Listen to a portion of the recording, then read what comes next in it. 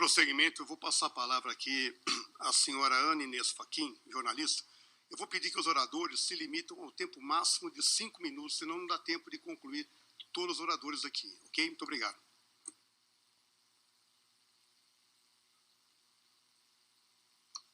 Deputado Ricardo Arruda, muito obrigada.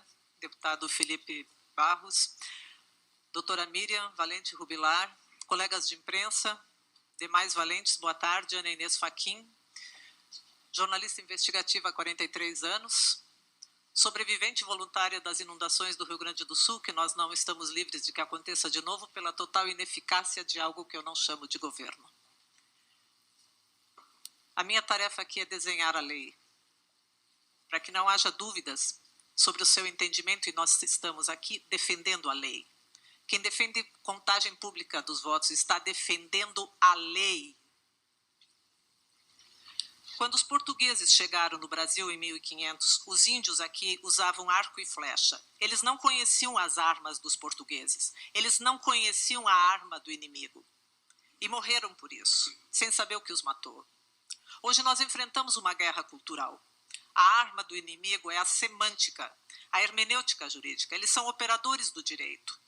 As ferramentas que usam são a falácia, o sofisma, as mentiras muito bem contadas que parecem verdades, em lacunas jurídicas que se formam justamente pela proposital falta de conceitos. Enquanto tu e eu não tivermos um mínimo de conhecimento sobre interpretação teleológica da lei, nós vamos continuar, todos nós, como aqueles índios sendo derrotados, sem saber o que nos derrota todos os dias. A falta de planejamento é planejada. Quando o inimigo quer dominar um povo, ele subverte as suas defesas usando artifícios. O desconhecimento derrota o mais forte dos soldados. Vamos ao que interessa. A lei. Tu estás na rua e de repente tu chega perto de uma esquina e tu enxerga a sombra de um homem de chapéu que está esfaqueando um outro que cai no chão. Quando tu dobra a esquina, tu chega lá, tu vê o quê? Tu vê um sujeito de chapéu atravessando a rua e um outro que parece esfaqueado, deitado no chão, morto, aparentemente morto, mas tu não vê nenhuma faca ali e tu te sente testemunha de um crime. Tu não viste o crime. Tu viste a sombra do que aconteceu e a sombra não existe mais. E não foi achada a arma do crime. O laudo diz que o homem apresenta ferimentos condizentes com esfaqueamentos, mas sem a arma, sem a testemunha ocular. O que tu tens são indícios. Indícios não são provas jurídicas para poder acusar o tal homem que usava o chapéu atravessando a rua. No caso das eleições, a prova jurídica seria o voto materializado para poder fazer o comparativo dos resultados e então poder falar de irregularidade, fraude ou não. Como não existe o voto materializado, não há o que comparar com o que, para alegar o que quer que seja, uma vez que o que existe é, digamos, a sombra, e ela não existe mais. Um impulso eletrônico que não existe mais. Nem eu, nem tu, nem ninguém tem como provar juridicamente ou não uma suposta ou não fraude, seja em 22 ou antes, desde 97, porque o objeto do comparativo para isso não existe mais. A anulação de uma eleição só poderia transitar na justiça, e na justiça é preciso prova jurídica, não bastam indícios. A prova jurídica seria o voto materializado, que não existe. O resto são indícios. Sem prova jurídica, tu pode arrastar por quanto tempo tu quiser um caso na justiça, mas no final não tem a prova jurídica. Ok? Leite derramado. Não se pode acusar ninguém sem ter provas jurídicas aceitáveis. Indícios não são provas.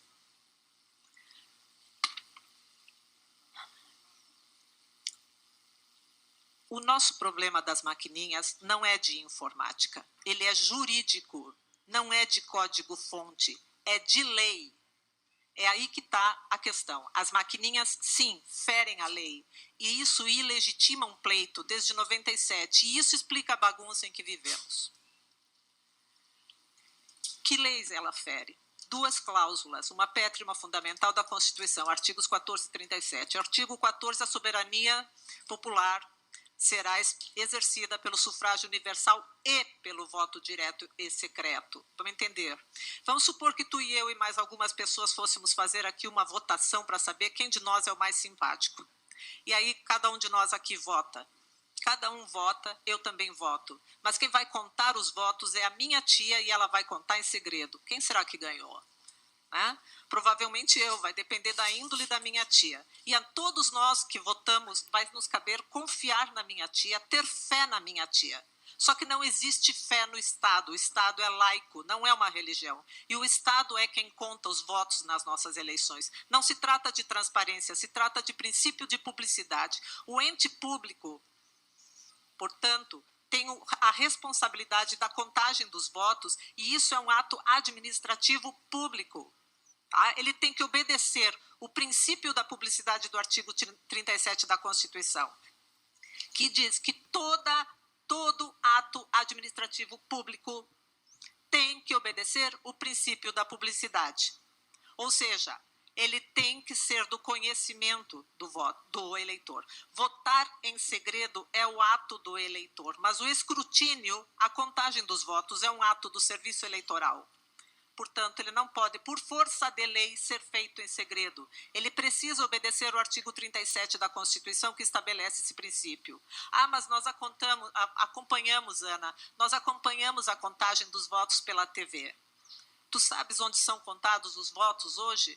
Não é na sala secreta. É dentro da urna. A chamada urna eletrônica. Quando ela cospe o boletim de urna, a contagem dos votos já foi feita em segredo dentro da máquina. Isso é inconstitucional e ilegal porque fere não só o artigo 37 da Constituição, como também o artigo 14. O que a gente acompanha na TV é a soma dos totais de cada urna. A gente não tem como acompanhar, conhecer a contagem dos votos que é feita em segredo dentro do equipamento chamado urna eleitoral. E esse é o X da questão. Tu tens que considerar que quem escreve as leis são deputados e vereadores. E nós sabemos, né, deputado, que a maioria não tem sequer o curso de direito e alguns sequer sabem escrever. Mas eles têm assessores jurídicos para isso. Olha, tu não tem como dizer para o teu funcionário que ele tem que fazer aquilo que tu não sabes fazer. Se tu és dono de uma oficina mecânica, mas não entende nada de mecânica, tu vais fazer o quê? Contratar um mecânico? E aí quem é o dono da oficina? Tu ou o funcionário? E se o funcionário cometer um erro, quem vai pagar? É tu. Então, que congresso nós temos? Congresso de assessores? Então, como se faz? É preciso entender a lei. E como se entende uma lei escrita nisso? Primeiro ponto, toda lei é escrita para proteger um bem ou um direito.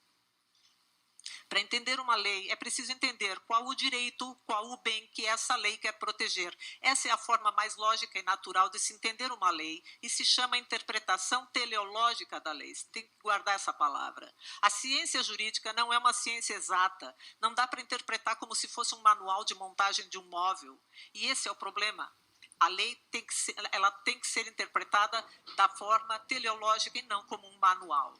Vamos ler de novo. A soberania será exercida pelo sufrágio universal e pelo voto secreto. O voto é secreto. Se ele fosse secreto, ele não teria como ser contado. O voto não é secreto. Secreto é qual é o bem que está sendo protegido nessa lei? O direito do eleitor de votar em segredo.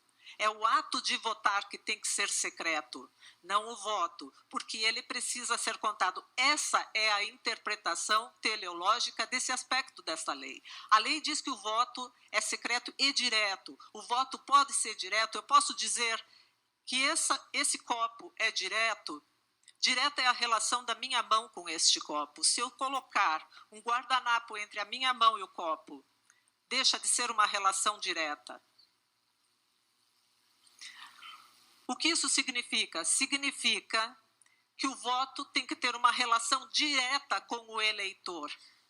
Ele tem que conhecer o seu voto. Juridicamente, tu só conheces algo através de um dos teus 5 sentidos, que pode ser olfato, visão, audição, tato ou paladar.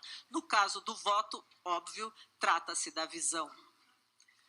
Então, quando a gente aperta o confirma, o que é que a gente vê? Foi o teu voto? O que tu viste foi o voto ou foi uma tela de computador, uma imagem, um painel, um símbolo daquilo que tu imagina ser o teu voto? Tu não viste o teu voto, tu viste uma imagem. E eu vou desenhar de novo. Se tu fores no McDonald's comer batatas fritas, aí tu chega lá, tu vai encontrar o painel do McDonald's com um desenho das batatas fritas.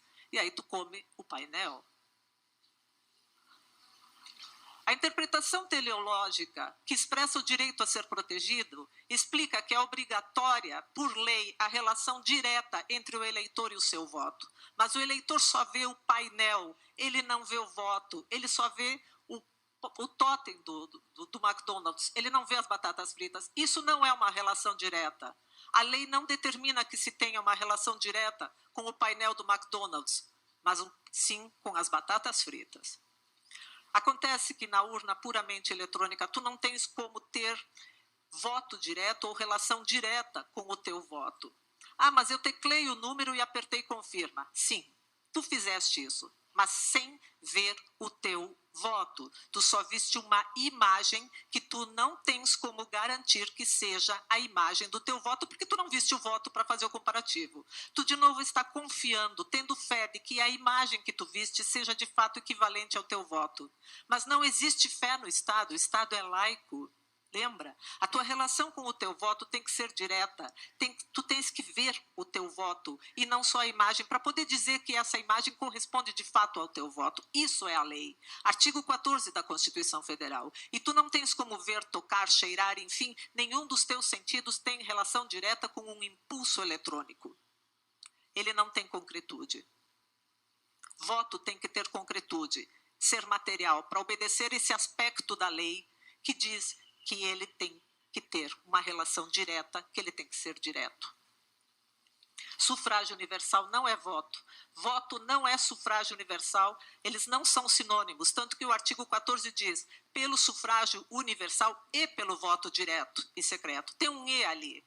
E não é à toa que existe esse E ali. Sufrágio universal é o processo completo, no qual tem o voto também, mas o conhecimento do voto pela relação direta entre o eleitor e o seu voto, e mais o escrutínio obrigatório por força de lei, público, a força do artigo 37, ou seja, a contagem pública do início ao fim. Tudo isso junto integra sufrágio universal. Como as peças de um automóvel. Não tem como um automóvel andar com algumas peças faltando. Ele precisa de todas elas e todas funcionando da forma como elas têm que funcionar. O sufrágio universal é lei, mas ele não existe de fato se não existir o voto direto, a relação direta do eleitor com o seu voto e o escrutínio e a contagem pública de todos os votos. As maiores democracias do mundo materializam os seus votos, seja voto impresso, cédula, e contam seus votos publicamente. Hoje, o Brasil é o único país do mundo que não faz isso. O voto puramente virtual, eletrônico, em bytes, impulsos eletrônicos e materiais, fica no mundo dos elétrons, sem possibilidade de contagem, sem materialidade, totalmente no caminho inverso do resto de todo o mundo. Será que só o Brasil está certo e o resto do mundo está todo errado? Não tem como fazer uma coisa curtinha para explicar isso, né? O entendimento exige raciocínio, não é uma frase pronta. Deus é conosco. Amém.